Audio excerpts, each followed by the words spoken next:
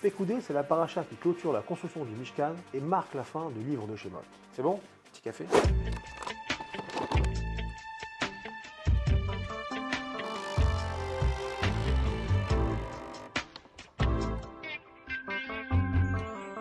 Elle commence par un inventaire détaillé de tout l'or, l'argent, le cuivre et tous les matériaux donnés par le peuple. L'idée de montrer une transparence totale. Moïse et les artisans sont évidemment au-dessus de tout soupçon, mais quand on touche à des dons publics, il vaut mieux que tout soit clair et net. Betzalel et Aholiav et leurs équipes terminent la fabrication du Mishkan et des 8 vêtements sacerdotaux d'Aaron et ses fils. Une fois tout prêt, ils apportent le Mishkan à Moïse, qui le vérifie et le bénit. Avant d'introniser Aaron et ses fils, Moïse joue lui-même le rôle du grand prêtre pendant près de 7 jours, du 23 Adar au 1er Nissan. Chaque jour, il monte et démonte le Mishkan, effectue tous les sacrifices et les services sacerdotaux pour préparer l'intronisation. C'est une semaine intense où Moïse fait tout, initier et sanctifier le sanctuaire. Puis, le 1er Nissan, il érige le Mishkan une dernière fois, le consacre officiellement, applique l'huile d'onction sur les ustensiles et investit Aaron et ses fils dans leur mission éternelle, la prêtrise. Désormais, le Mishkan ne sera démonté que pour les déplacements du peuple dans le désert. Et là, la nuée divine descend et enveloppe le sanctuaire. C'est le signe ultime.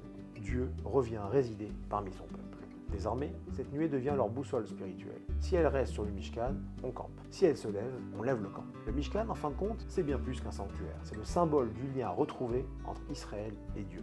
Il a été construit par les dons du peuple, façonné par leurs mains, érigé par Moïse et rendu possible par l'Europe entière. Ainsi se termine le Sefer Shemot, non pas sur une simple construction, mais sur une véritable réconciliation. Dieu qui s'était éloigné après la faute du veau d'or revient résider parmi son peuple, scellant un pacte indéfectible. Shabbat Shalom.